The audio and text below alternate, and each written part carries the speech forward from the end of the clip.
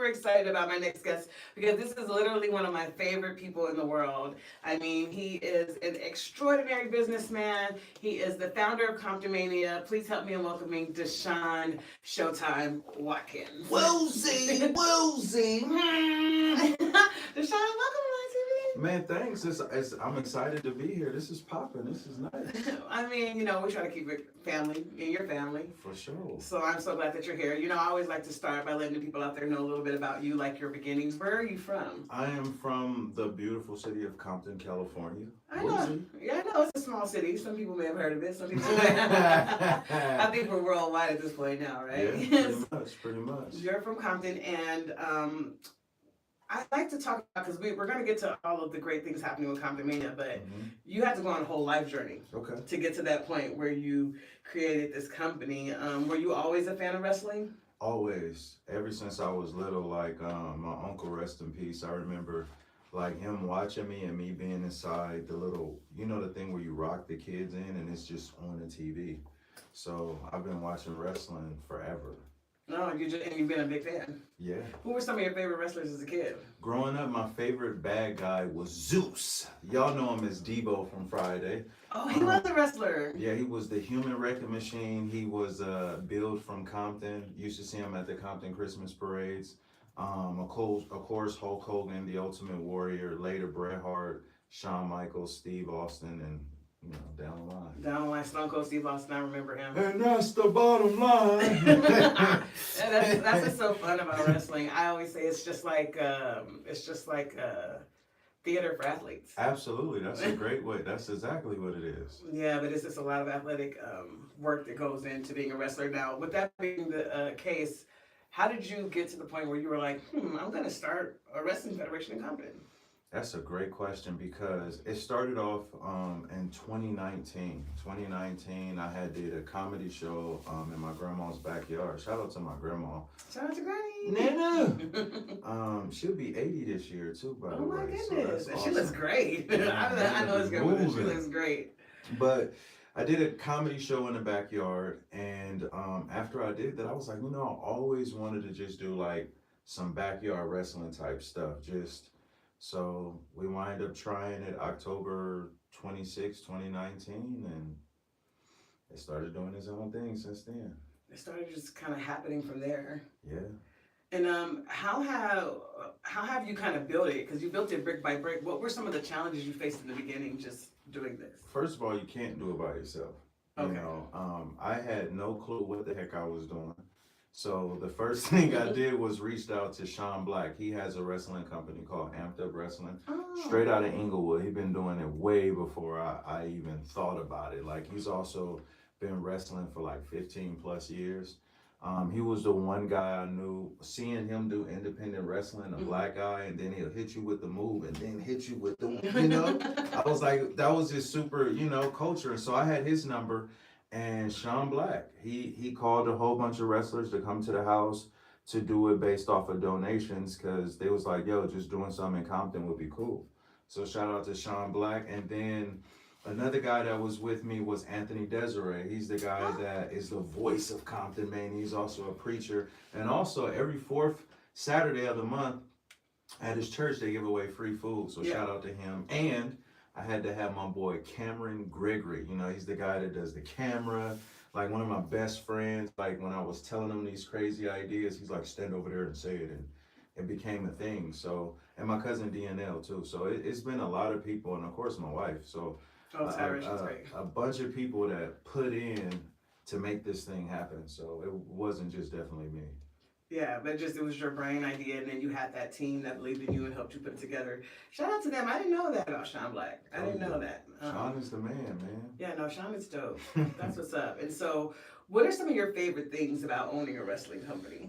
I think being on the mic is really awesome because it takes me back to those times where me and my uncle Daryl, who was a little autistic, well, he was high functioning. Okay. So we used to watch wrestling. That was one of the things that kept me from wanting to unalive myself. Like losing my dad when I was young, my uncle was everything. So when I'm over there talking on the mic, I can hear my uncle like, nephew, you see this, nephew? And a lot of the crazy things I be saying is inspired from Uncle Daryl for sure, for sure. Oh, wow. That's amazing. And I mean, you guys do so much in the community, you know, and it's such a positive thing for the community. I mean, we never would have thought in Compton we would have our own wrestling federation. That's been pretty dope. What are some of the things that are difficult about having this that people might not know that go on behind the scenes? Anything you're comfortable talking about? No, yeah. When I first started, shout out to Gino, Gino, who was a part of Can-Am Dental. He showed me how to do things like the business way, go to the city, go to talk to them about getting the permits and all that stuff. That was difficult in the beginning. To be honest, I'm not trying to throw this, but it was hard. It was hard because when you go over there and you do stuff and sometimes people don't get back with you on time and the show is coming up and it's a lot of different, I feel like it wasn't very business friendly. Right.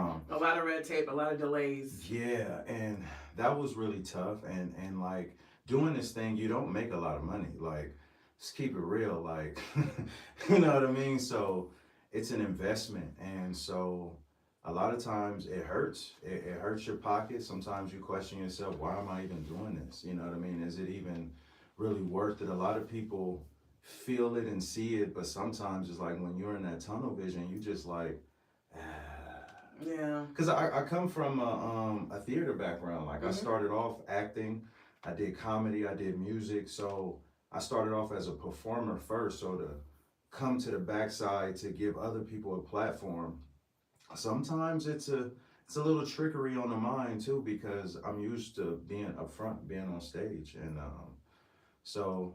But there's benefits to it too. But that's part of the difficult part right there. All of the business stuff, the paperwork, the behind the scenes stuff that goes into making the show happen. That, and then also too is like you also have to manage a lot of personalities as well. I could imagine. You know, that can become very draining at times, you know. So, you know, but there's good side to it too, but just those negative sides, yes, it can get you down. It be days where you're just like, oh my God, everybody wants something. And no one's not really looking at everything that you're giving. They not even knowing, like, they don't even know, like, I may be at the end of my rope. Can I even give more?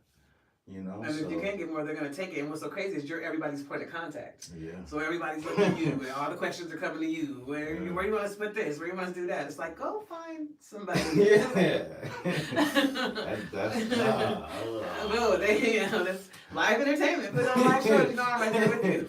For sure. You definitely know about it. You definitely know. No, I definitely know. But you know what? You handle it with so much grace. And I've learned a lot from you in that area. Really? I think when I first started, I used to let things get to me, and I never wanted to be the kind of person that was like a butthole that would snap on people or yell.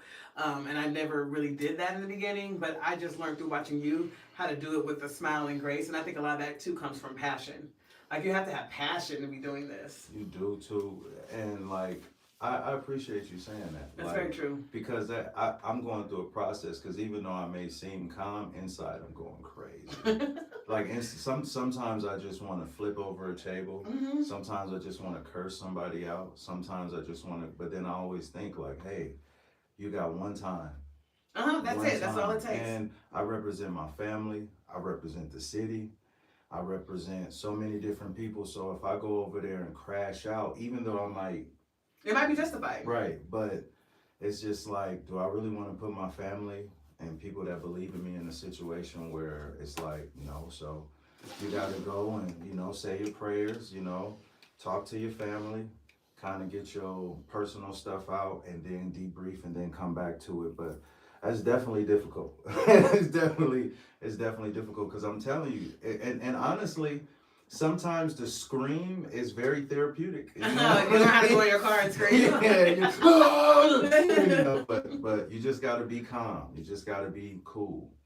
Yeah, and I mean, and you've got a great support system in your wife. Absolutely. I mean, I was there from the very beginning. She came around and she just kind of hopped on the train, and she has been full speed, just supporting everything, and I'm sure that makes all the difference. Shout out to Tyra. Yeah, shout out to Babe. Miss ComptonMania. She makes everything worth it. Like, for real. Like, you guys would be, if it wasn't for her, I'd have been stopped doing this. Oh, wow. Like, Babe was like, no, this is good. This is we're going to continue. Because I'm like, hey. You gotta continue. This is gonna be a huge thing, you know. I mean, like it's just the perseverance of it all. that I'm sure gets really tough. But like I said, you do add so much to the community. Any moments from any, because you've done so much. I mean, you've done the Compton Christmas Parade, you've done events out of state in Vegas, you've taken this, across state lines. Portland, we went to Arizona. Yeah, we did the Anime Impulse. Shout out to Versus Pro and Kingslayer Wrestling. Shout out to Metal Mania for taking us to Portland. Yeah, Soli Luna. It's a lot of You've done a lot. You've like actually gone on tours and stuff. So WLCAC. WLCAC, what's that? Andre Spicer. Shout out to Andre. WLCAC, it's a community building, and they've been around since the beginning of time. You want to talk about a lot of the civil rights stuff? That's what we do on our next show, March 21st. So make sure you guys come there. It's from 3 to 8 p.m. Free wrestling show for the community. We have food vendors. It's about to be off the chain crazy. And that's courtesy of the city of Watts. Yes. Or yes. Los Angeles. Yes. But, specifically Watts. So that's a great, me and my boys have been. It's a what good time. She say, Watts? Watts? That's our producer, May. It's a good time. We're trying to get her to come to the next wrestling show. So come on, May. It's a good time. But I did want to ask you, being that you've done so much, like you said, you've gone to different states, what is a moment that stands out that you felt like, wow, this makes it all worth it? I think it's a lot of different moments. I think one in specific was Compton. Even though it was hard to get those permits, man, that was tough. But when WrestleMania came to Los Angeles and we were on Rosecrans and Wilmington, like everybody can't come over there. You know what I mean? I remember that show. That one was. That was in the wild. parking lot where Can-Am is. Yeah. Okay. And shout out to Alonzo, the Godfather, because he's the only person that I know that could get different people from different groups to come to a certain spot to do some stuff. Like it was wild. We had Jinx, the Remix Mobile Stage was there. We had Click Sounding Stage there. It was huge. We had people from New Zealand. We had people from Dublin, Ireland, the United Kingdom that all came out. It was wild. And the Hood was there too. They showed up, man. They came in with the motorcycles, and it was not a problem. Wow. You could see some of the most toughest thugs, like, I ain't never seen nothing like this. You know what I mean? And that was just like, yeah. You're like, wow, that's what it was about this is what we're doing all this for. For sure. That's amazing, and the kids love it. And so, wrestlers. Yeah. That they are a special group of people. Yeah. Some of the kindest souls I've ever met. Shout out to all the ComptonMania wrestlers. You got some really good wrestlers that you've had on cards. Any matches or wrestlers that stand out that you think are going to be the next guys? Because I've seen some of your wrestlers go from ComptonMania to the pros. Well, first we can start off with our heavyweight champion, which is the living legend Paul London, who was on WWE. He was a former cruiserweight and tag team champion. Excuse me. He's a part of the Glass Ceiling too in ComptonMania. I think he's his records speak for itself. You can look up Paul London. We've had right now, so now let's talk about who we got right now. You know what I mean? Like in our group. So Shiloh Greaves, he's our booker. He's like my number one guy. I love Shiloh. Shiloh is awesome. Shiloh is the one that put up with all the BS. And he's always looked at as the bad guy sometimes because he be having a tough difficult conversations. But that's my hitter though. And then we got CTE, Charles Thomas Edwards. Original name is Davey. Like, this is a guy who saw us do our thing and he reached out to us and said, hey, how can I become a wrestler? And this is one of the reasons why I wanted to start this too, because it's a lot of people in the community. You can get into a trade and make a lot of money just doing wrestling.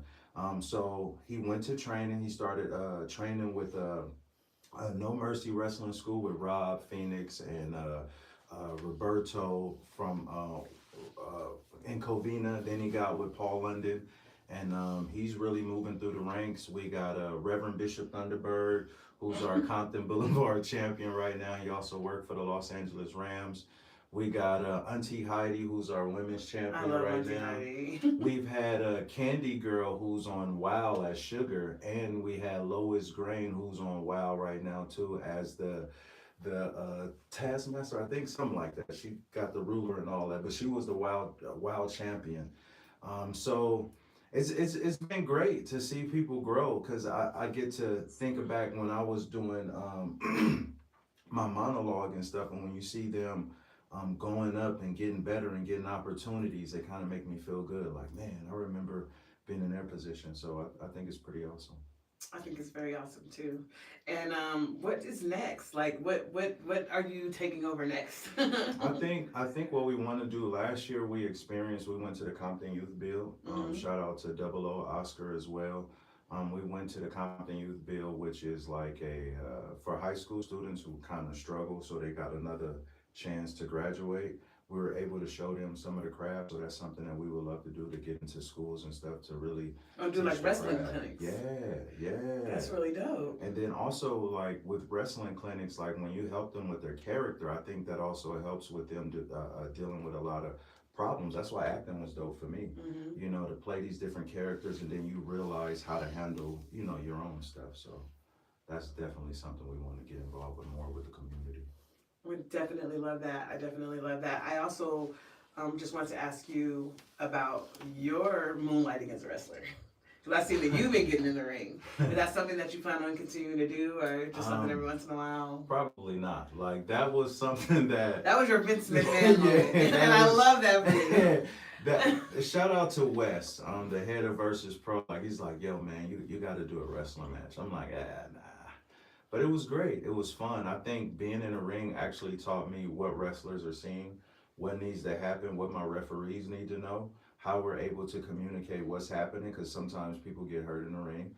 So I was able to see exactly what happened, so it helps me be able to really see how we want things to run. So I think it was very efficient for me to do that. I mean, I made a face at the camera when you said sometimes people get hurt because your wrestlers put their bodies on the line. I mean, you have wrestling matches on concrete, on gravel. They're throwing each other out the ring. People are getting hit with fold-up chairs. I mean, clearing a whole front row of chairs. I mean, if you haven't been to a ComptonMania show, you have not been to a homegrown wrestling show. Absolutely. Because there's absolutely nothing like it in the world. Any epic injuries? We haven't had no major injuries, but we have had some scary moments. We definitely had one wrestler fall on his neck, which was one of the most scariest moments ever. We had our first ghetto gauntlet when we were at the church. I remember that. And, you know, flipped out and fell straight on concrete. It was a concussion situation. We thought it was. Yeah. I thought he was almost dead. Like, I was, you gotta think, I was like, oh my God, he's dead. Oh my God. Thank God he wasn't, you know, but yeah. And that's why it's important too to go to train. Yeah.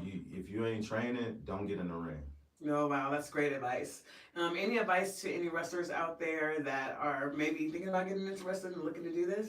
Yes, go to a school, and also don't just wait to have your match to start wrestling. Work on your promos. Help take down and set up the ring.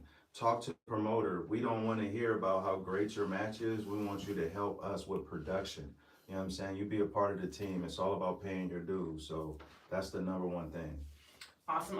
And now, most importantly, Deshaun has a podcast. He's got live shows happening every month all around the city in different states and different things. We want the people to know where they can find you on social media. So ComptonMania everywhere, Instagram, YouTube, Facebook. Also, we have a podcast called The Culture of ComptonMania. Also follow on YouTube, innovative.culture, and then that way you will see The Culture of ComptonMania.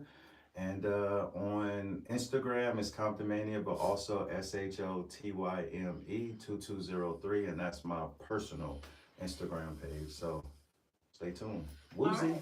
Woozy. Thanks for joining us, guys. We have more interviews, so stay tuned.